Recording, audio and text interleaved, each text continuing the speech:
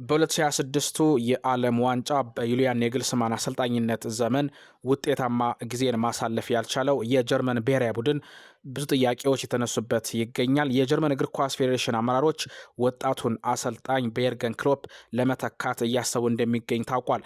የ48 ዓመቱ የኑረምበርግ አሰልጣኝ የሆነው የቀድሞ የጀርመን ብሔራዊ ቡድን ኮከብ ሚሮስላቭ ክሎዘ ሁሉም ነገር ጥሩ አይደለም፣ ብዙ ለውጦችን ማድረግ አለብን ሲል አስተያየቱን ሰጥቷል። ዩሊያን ኔግልስማን በፓራጓይ ሽንፈትን ካስተናገዱ በኋላ ለቅርብ ጓደኞቻቸው በብሔራዊ ቡድኑ መቀጠል እፈልጋለሁ፣ ነገር ግን የጀርመን እግር ኳስ ፌዴሬሽን ማንኛውንም ውሳኔ አከብራለሁ ሲል መናገሩን ቢልድ ዘግቧል። ከዚህ ጋር ተያይዞ የቀድሞ የሊቨርፑል ታላቅ አሰልጣኝ የነበሩት የርገን ክሎፕ ወደ አሰልጣኝነቱ የሚመጡ ከሆነ ማሰልጠን የሚፈልጉት የጀርመን ብሔራዊ ቡድን ብቻ መሆኑ እንደዚህ ተነገረ ይገኛል። የክሎፕ ወኪል ለማነጋገር ደግሞ የጀርመን እግር ኳስ ፌዴሬሽን ቀጠሮ እንደያዘ እንደዚሁ እየተነገረ ይገኛል።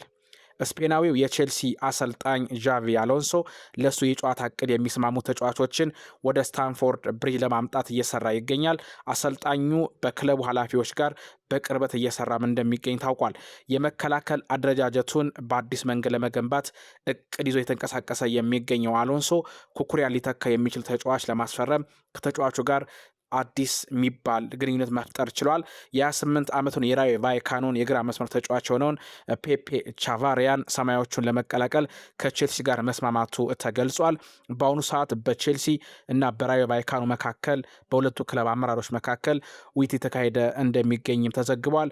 ቻቫሪያ በራዮ ቫይካኖ ከ120 በላይ ጨዋታዎችን ማድረግ የቻለ ድንቅ የሚባል የመስመር ተጫዋች ነው። ከዚህ ጋር ተያይዞ ዣቪ አሎንሶ ተጫዋቹ ወደ ቼልሲ እንዲመጣ የክለቡ አመራሮችን እንደጠየቀም እንደዚሁ እየተነገረ ይገኛል። የፈረንሳይ ብሔራዊ ቡድን አሰልጣኝ የሆኑት ዲዴ ዴሾ ትናንት 3-0 በሆነ ውጤት ስዊድን ካሸነፉ በኋላ ሀሳባቸውን አጋርተዋል። ጥሩ ተጫውተናል፣ ውጤቱም ይገባናል፣ የመሰለፍ ዕድል ያላገኙ ተጫዋቾች እንዳሉ እረዳለሁ፣ ግን ደግሞ መምረጥ የሚችለው ተጫዋች 11 ብቻ ነው ሲሉ እንደዚሁ ሀሳባቸውን አጋርቷል። ምንም አይነት ጫና አይሰማኝም፣ ዓለም ዋንጫው በጥሩ መንገድ እየሄደ እንደሆነ እረዳለሁ፣ እኛም እዚህ በመሆናችን ደስተኛ ነኝ፣ ምን ማድረግ እንደምንችል እናውቃለን፣ ግን ለአንድም ሰከንድ አንዘናጋም። አሁን ብዙ ትኩረት የምናደርግባቸው ጉዳዮች አሉ። እስካሁን የመጣንበት መንገድ የሚያኮራ ቢሆንም ከዚህ በላይ መስራት ይጠበቅብናል ብለዋል ዴሾ።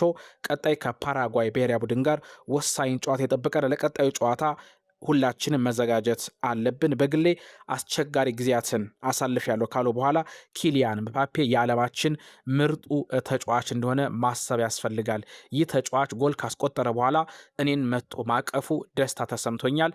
ኪሊያን የተለየ ተጫዋች ነው። ለፈረንሳይ ብሔራዊ ቡድን ወሳኝነቱን በእያንዳንዱ ጨዋታ እያሳየ ይገኛል። ዛሬም 2 ጎሎችን አስቆጥሯል። ክብር ለኪሊያን ምባፔ ሲሉ ፈረንሳዊው አሰልጣኝ ዲዴ ዴሾ እንደዚሁ ሀሳባቸውን አጋርተዋል። ሳንድሮ ቶናሊ ቶተናምን ለመቀላቀል መቃረቡ ተሰምቷል። አዲስ የቶተናም አሰልጣኝ ጣሊያናዊው ሮቤርቶ ዲዘርቢ አዳዲስና ወጣት ተጫዋቾችን ወደ ስፐርስ እያመጡ ይገኛል ማለት ነው። አሁን ላይ ቶናሊን ለማስፈረም እንደዚሁ ተቃርበዋል። 100 ሚሊዮን ፓውንድ ለመክፈልም ተዘጋጅቷል ቶተናም ለኒውካስል። ቶናሊ በቶተንሃም ቤት በሳምንታዊ ደሞዙ 300,000 ፓውንድ እንደሚያገኝም እንደዚሁ ተነግሯል። በሁለቱ ክለቦች መካከል ሲካሄድ የነበረው ውይይት ወደ መጠናቀቁ ተቃርቧል። ቶናሊ ስፐርስን ቶተንሃምን ለመቀላቀል እንደዚሁ ተስማምታል ተብሏል። ማንቸስተር ዩናይትድ ይህንን ተጫዋች ለማስፈረም ሲፈልግ ነበር፣ ሲቲም በተመሳሳይ። ነገር ግን ቶናሊ ምርጫውን ቶተንሃም አድርጓል። ለዚህ ደግሞ ዋነኛው ሰው ሮቤርቶ ዲዘርቢ ተጫዋቹን ለማሳመን ያደረጉት ጥረት መሳካቱን በርካቶች በመዘገብ ላይ ይገኛሉ።